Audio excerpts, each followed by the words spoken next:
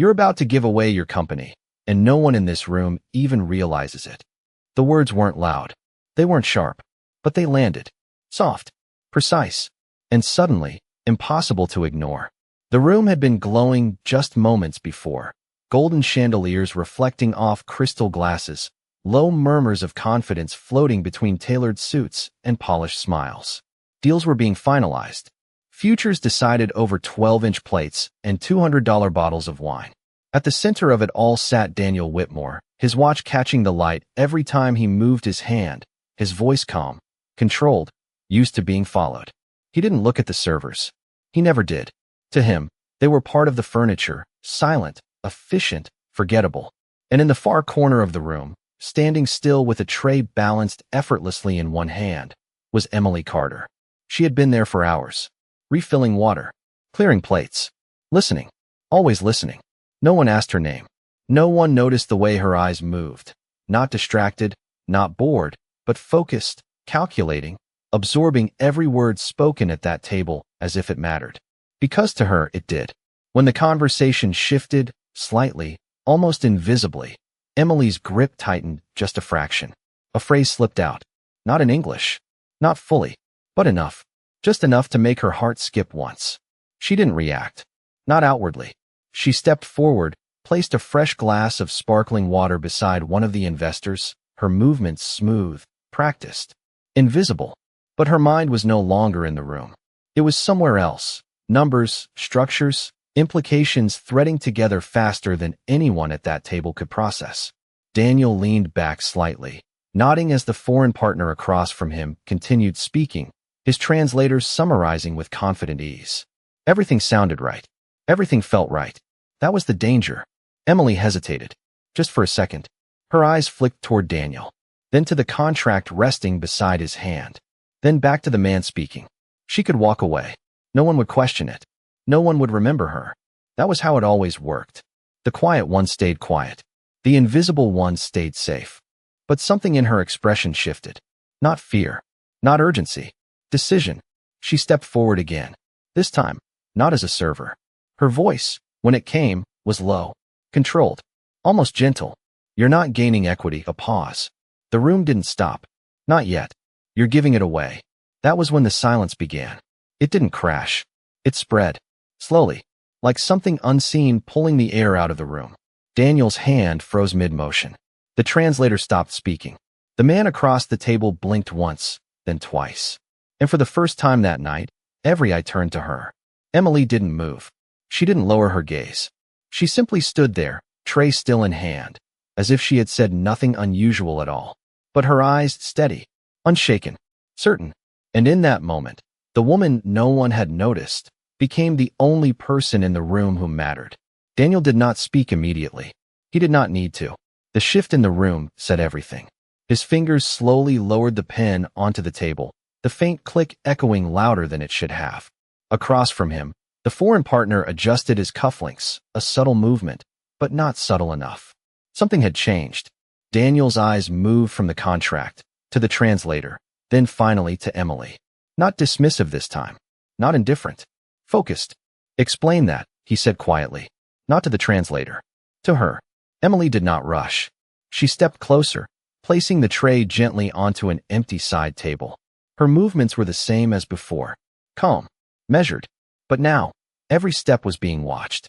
Clause 7, she said, her voice steady, her tone respectful but unwavering. It is structured as a conditional equity exchange, but the condition is tied to a performance metric defined by their internal reporting standard, not yours. A pause. She let the words settle. Let them land. Daniel's gaze sharpened. The translator opened his mouth, then stopped. Which means, Emily continued softly. Once the metric is triggered, control shifts automatically. Not shared. Transferred. Silence again. Thicker now. He reached for the document, flipping to the page. His eyes scanned faster this time. Not as a businessman skimming terms, but as someone searching for something he had just been told existed. And then he saw it. A small detail, buried in language that sounded harmless, unless you knew exactly what it meant. His jaw tightened slightly. Not anger. Recognition. Across the table, the partner smiled, but it did not reach his eyes. Is there a problem? The the man asked smoothly. Daniel did not answer right away. He leaned back, exhaling once slow, controlled.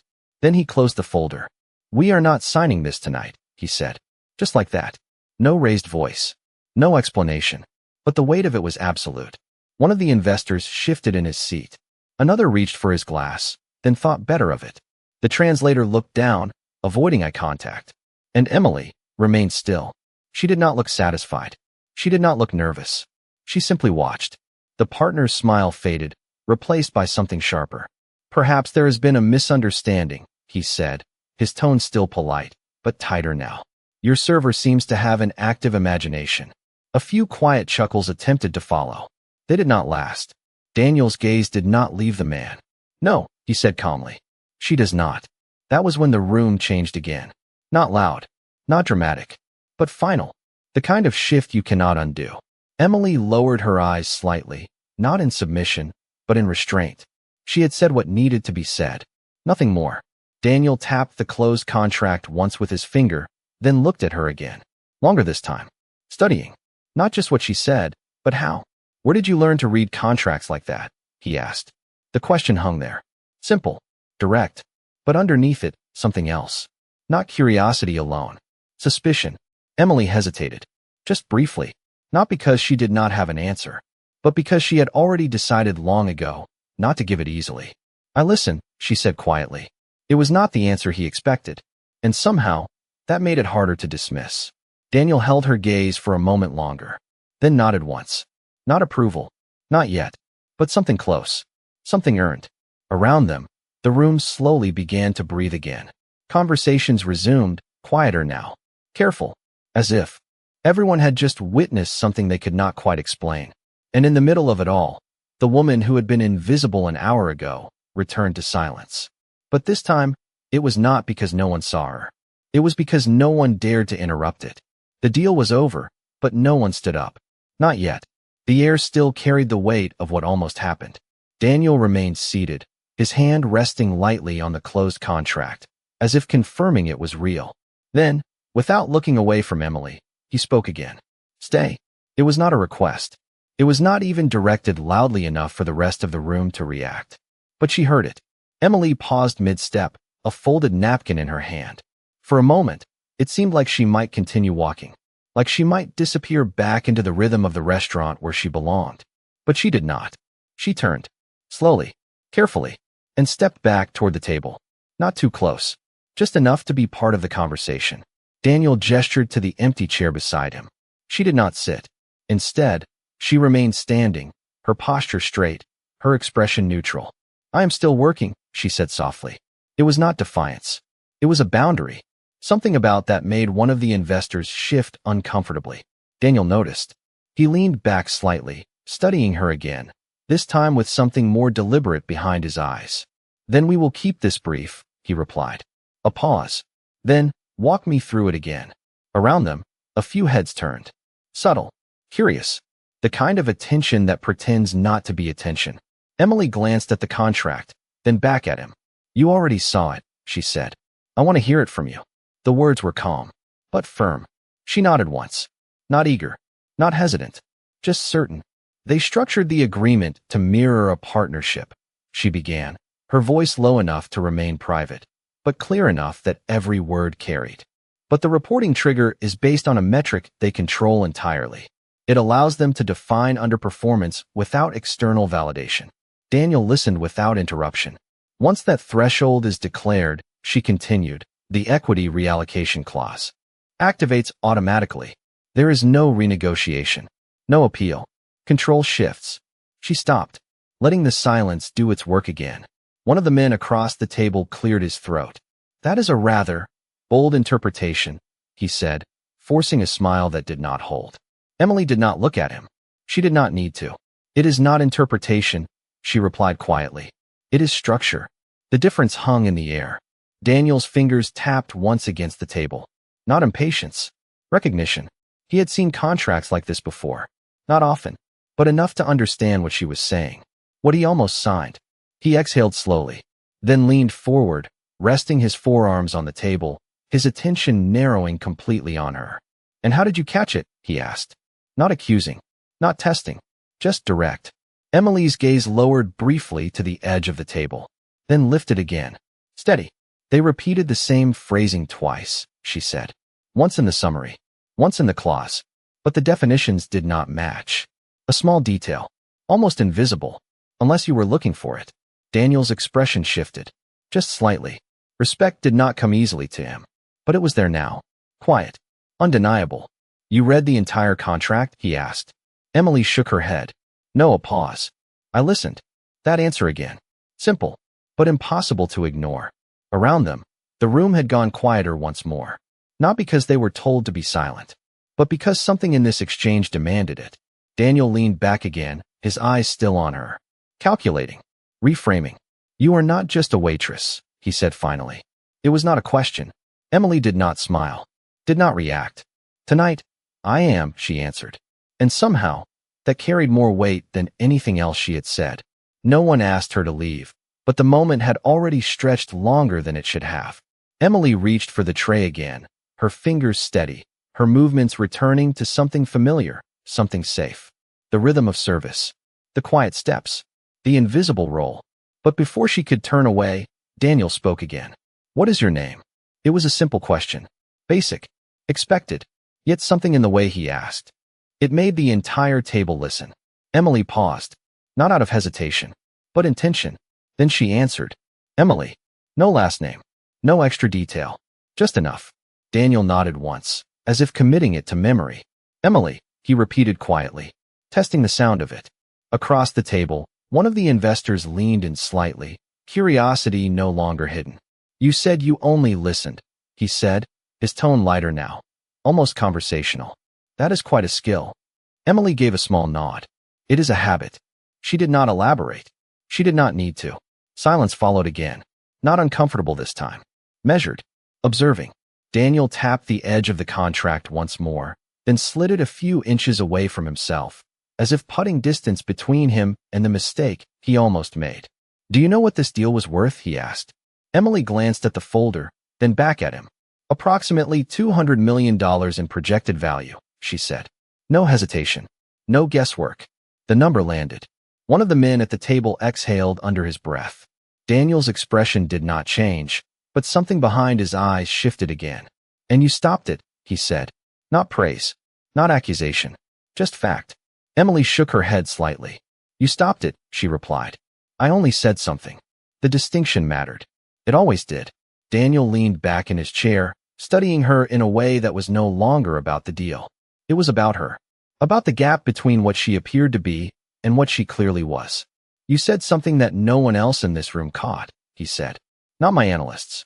Not my legal team. Not my translator. Each word was measured. Intentional. Emily remained still. They were listening for confirmation, she said quietly. Not for contradiction. Another small truth. Another shift. One of the investors glanced at Daniel, then back at Emily, as if recalibrating his understanding of both. The partner across the table adjusted his posture again, his composure thinner now, his earlier confidence fading into something more cautious. Daniel noticed.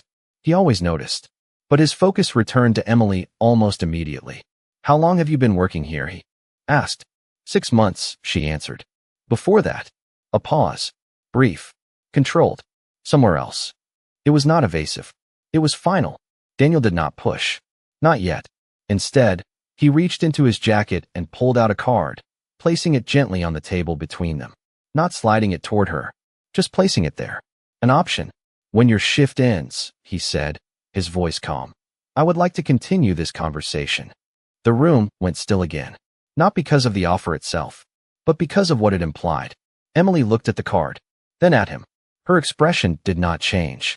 I am not looking for anything, she said softly. No apology. No hesitation. Just truth. A few glances were exchanged around the table. Surprise. Confusion. Even a hint of disbelief. Daniel, however, did not react the way they expected. He did not insist. He did not smile. He simply nodded once. Neither am I, he replied. And for a moment, neither of them moved. Two people standing on opposite sides of a world that suddenly felt much smaller than it had an hour ago. Then Emily picked up the tray, turned, and walked away. Not quickly, not slowly, just forward. leaving the card exactly where it was. And for the first time that night, Daniel Whitmore did not look at his watch. He watched her instead. The room slowly returned to motion, but nothing felt the same. Conversations resumed in fragments, quieter, more careful, as if every word now carried weight it did not have before. Daniel remained seated, his attention drifting only briefly to the men around him before returning to the empty space where Emily had stood. The card was still on the table, untouched, exactly where he had left it. One of the investors finally leaned forward, lowering his voice. "You were just going to let her walk away?" he asked. Daniel did not answer immediately. His fingers brushed the edge of the card, then stilled. "Yes," he said calmly. The man frowned slightly. After what just happened, Daniel's gaze shifted to him, steady, unreadable. Especially after what just happened. That seemed to end the discussion. Across the table, the foreign partner adjusted his posture once more, attempting to regain some control over the situation. "Perhaps we can revisit the terms," he offered smoothly. "Clarify any misunderstandings." Daniel closed the contract again, this time with finality. "There is nothing to revisit," he said. Not harsh, not raised, but absolute. The man's smile faded completely now, replaced by something colder, something calculating. "You are making a decision based on the interruption of a server," he said carefully. Daniel did not look at him. "I am making a decision based on information," he replied. "Something I expect in every room I walk into." The implication settled heavily. No one argued further. The meeting ended not with a handshake, but with silence. Chairs shifted. Jackets were adjusted. One by one, the men stood and left, their voices low, their expressions thoughtful. Not about the deal. About her. Daniel remained behind for a moment longer. Alone now. The golden light above him seemed softer, less certain. He picked up the card, turning it once between his fingers, then slipped it back into his jacket. Not as an offering anymore. As something else. Something unfinished. On the other side of the restaurant, Emily moved through her section as if nothing had changed. She cleared plates, refilled glasses, smiled when required, listened always. But there was a difference now. Subtle, almost invisible. People looked at her differently. Not all of them, but enough. A second longer glance. A quieter tone, as if they had seen something they could not fully explain. In the reflection of a nearby window, she caught her own eyes for a brief moment. Still calm, still steady, but deeper now, as if something long hidden had stepped slightly into the light, and then chosen to step back again. In the kitchen, another server leaned in, whispering quickly. "What did you say to that guy?" Emily shook her head lightly. "Nothing important." The girl laughed softly. It did not look like nothing. Emily did not respond. She picked up another tray, balancing it with the same quiet precision as before, and walked back into the dining room. As the night stretched on, the noise returned. Laughter, glasses clinking, the illusion of normalcy. But at one table, anyone handing it to her. But there it was. Daniel Whitmore. His name printed clearly. Beneath it, a number. Direct. Private. No title needed. She turned the card once between her fingers, the motion slow, thoughtful. Then she slipped it back into her pocket. Not discarded. Not accepted. Just kept. Outside, the streetlights cast long reflections across the pavement. The air had cooled, carrying that late-night stillness that belonged only to hours when most of the city had already gone to sleep. Emily stepped out, closing the door behind her with a soft click. For a moment, she stood there, alone. The noise of the restaurant gone. The expectations gone. Just the quiet hum of distant traffic and the rhythm of her own breath. She began to walk. Not hurried. Not aimless. Just forward. A few steps in, she paused. Reaching into her pocket again, she pulled out the card. Looked at it one more time. The number did not change. The meaning did not shift. But something else did. Her grip tightened slightly. Then loosened. She exhaled softly. And slipped it back again. Further down the street, a black car idled beneath a dim streetlight. Unnoticed by most. But not by her. She did not turn toward it. Did not acknowledge it. But her pace remained steady. Unaffected. Inside the car, a silhouette sat still, watching through the reflection of the glass rather than directly. Waiting. Not impatient. Not certain. Just present. Emily passed by without slowing. Without looking. Without hesitation. The distance between them closed, then widened again. And for a brief moment, two paths existed side by side. Close enough to intersect. Quiet enough to disappear. Then she kept walking. And the car remained where it was. Because sometimes, the most powerful decisions are not the ones you chase, but the ones you allow to walk away. Morning arrived without announcement. No dramatic shift. No lingering music. Just light, soft, pale, filtering through the edges of the city as it slowly woke. Emily was already awake. Sitting by the small window of her apartment, a plain ceramic mug in her hands, the coffee inside long gone cold. She had not touched it in minutes. Maybe longer. Her eyes were. Not on the street below. They were somewhere else. Somewhere quieter. The card rested on the table beside her. Still, unmoved since last night. She had taken it out once. Then set it down. That was all. No call. No message. No decision. Just presence. Outside, cars passed in steady rhythm. People moved with purpose.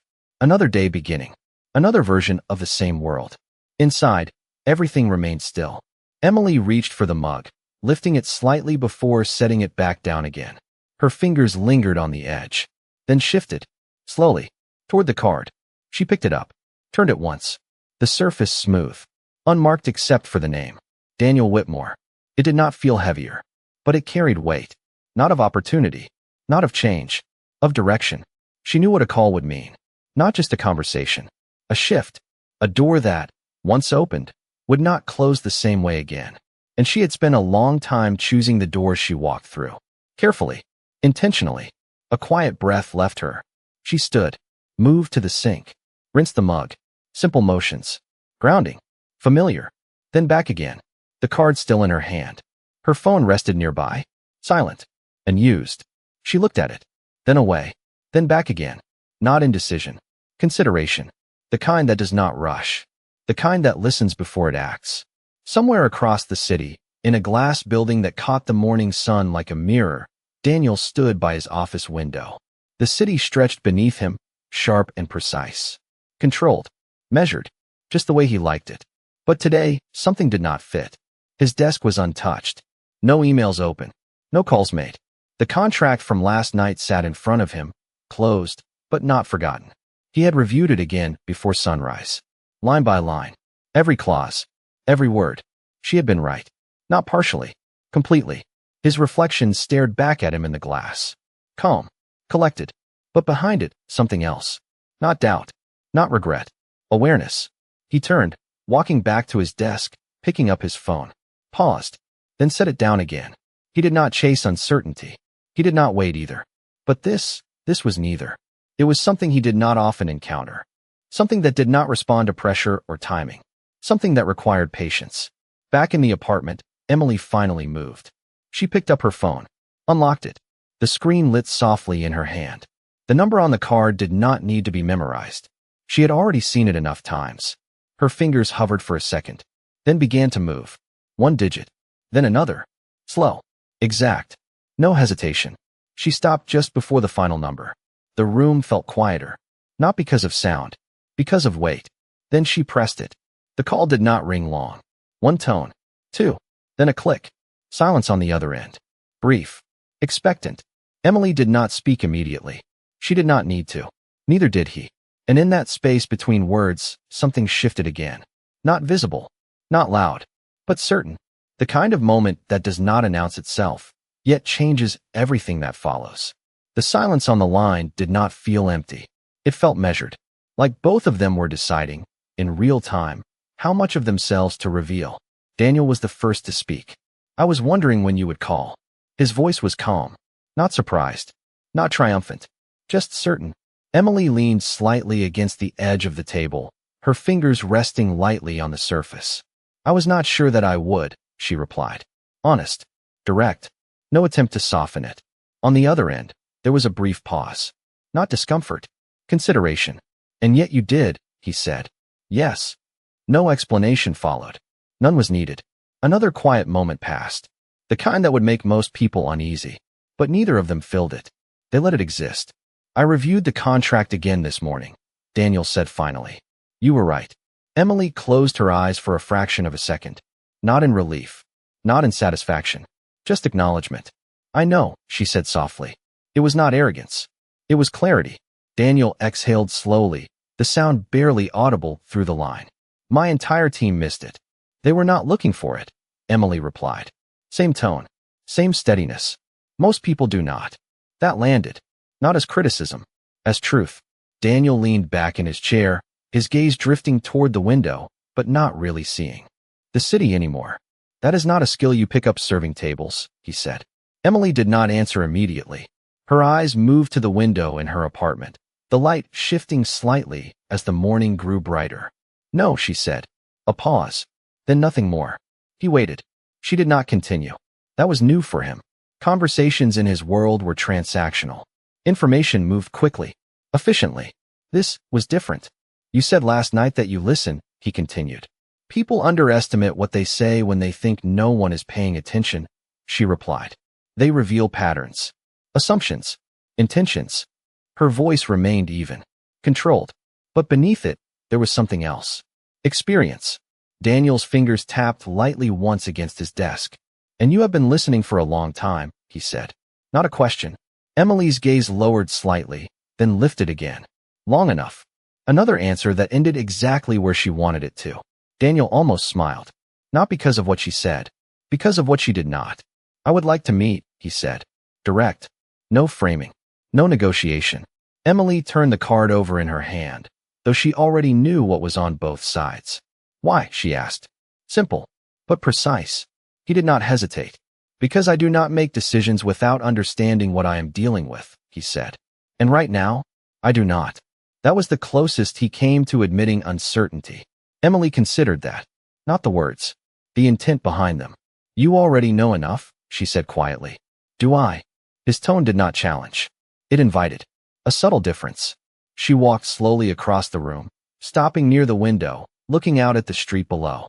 People moving. Cars passing. Lives continuing without pause. You know I stopped you from making a mistake, she said. That is all that matters. No, Daniel replied. That is only what happened. A pause. Then, softer, I am interested in why. The question lingered. Not urgent, but persistent. Emily's reflection looked back at her in the glass. Calm, unchanged, but something beneath it shifting. Curiosity can be expensive, she said. So can ignorance, he answered. The words met in the space between them. Balanced. Equal.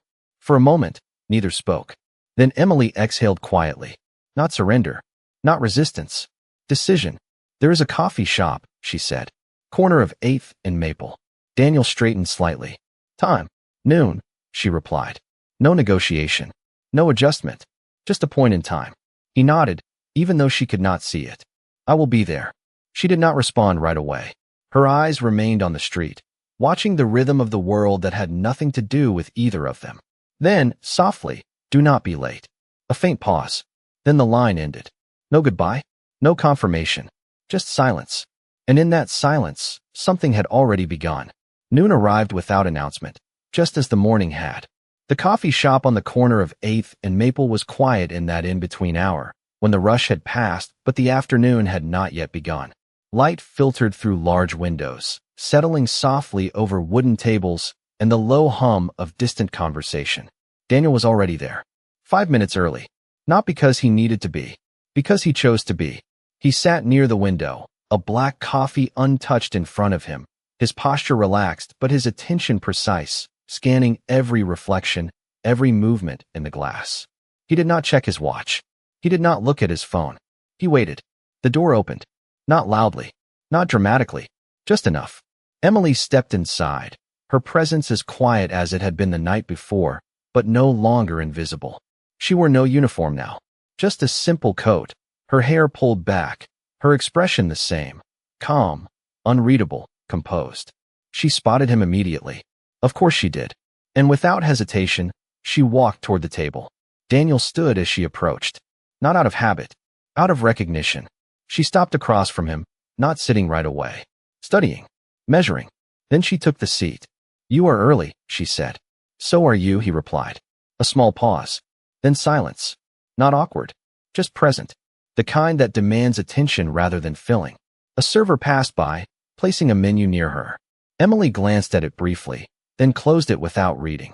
I am not here for coffee, she said. Neither am I. Their eyes met. Direct. Unfiltered. No roles this time. No distractions.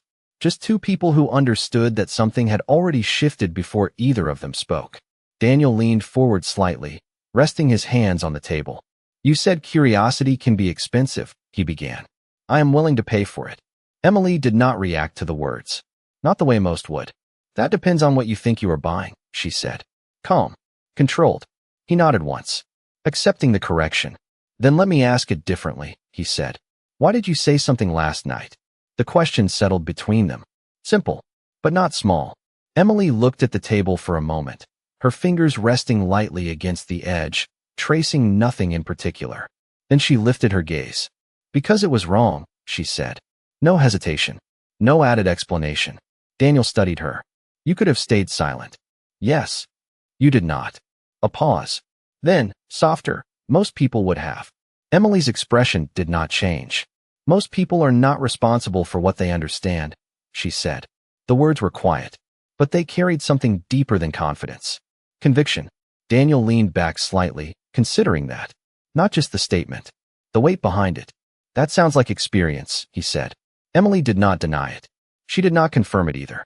She simply reached into her bag and pulled out a folded piece of paper, placing it gently on the table between them. Daniel's eyes moved to it, then back to her. What is this? He asked. Something you missed, she replied. He unfolded it slowly. His eyes scanned the contents. Once, then again. His expression did not change dramatically, but something behind it sharpened. Recognition, then realization. It was not the same contract, not the same deal, but the pattern identical. A previous agreement, one that had nearly cost his company everything nearly a year ago. His fingers stilled on the page. This was flagged anonymously, he said quietly. Emily said nothing. He looked up at her. Really looked this time. Not as a server. Not as an anomaly. As someone who had been part of his world long before he ever noticed her. That was you, he said. Not a question. Emily held his gaze. Calm. Unmoved. I listen, she said again. The same words. But now, they meant something entirely different. Daniel leaned back slowly, the paper still in his hands, the pieces aligning in a way they had not before. Not luck. Not coincidence. Pattern. Intention. And in that moment, the distance between who she appeared to be and who she truly was disappeared completely. He exhaled quietly, not in surprise, in understanding. You saved my company, he said. Emily shook her head slightly. No, she replied. You just had not learned to hear it yet. The words settled. Final. And outside, the world continued exactly as it always had. Cars passed. People walked. Time moved forward. But inside that small